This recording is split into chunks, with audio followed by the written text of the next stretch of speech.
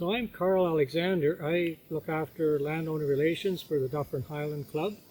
I've done this for about 15 years, taking over from my predecessor, David Hahn, that lived close by here.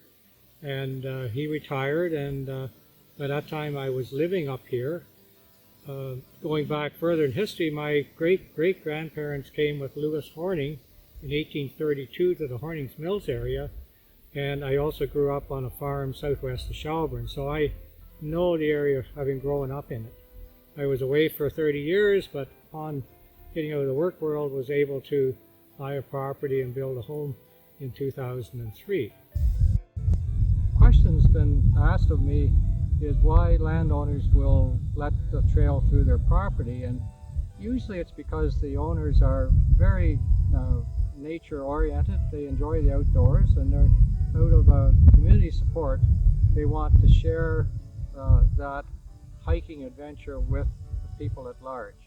So as a landowner relations function, we have about 25 private landowners plus some government-owned properties in our Dufferin Club, and these private landowners are incredibly generous in letting the trail across their properties, and often some of the most wonderful scenery and quiet spots is actually on private property. So their generosity is incredibly vital to us, or otherwise we would be walking on a lot of roads. An interesting statistic in our Dufferin section is that of the 56 kilometers of trail, about 14 are on private properties. In that function, we try to make sure we keep the trail in good shape, we don't annoy anybody, so the trail can stay there, because there's it's only a handshake agreement.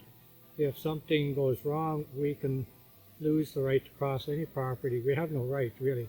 We can be told, please take the trail off, and we're done. Going on further, the property we're on today, the landowners here have been incredibly generous to us. We needed a new bridge, and in 2006 I said, is it okay? They said, by all means. You need some big cedar trees to cut down to build a bridge, or whatever you need for it, help yourself. So that's typical of the generosity of our landowners, and for that, as I say, we're grateful. We're extremely grateful. So it's a fun job meeting these people, and I see them quite regularly, at least once a year, everybody, and a lot of them are close neighbors since I live very close to the trail. And so it's like being amongst friends. So that's makes my job easy. I really depend on hikers to be respectful of these private properties.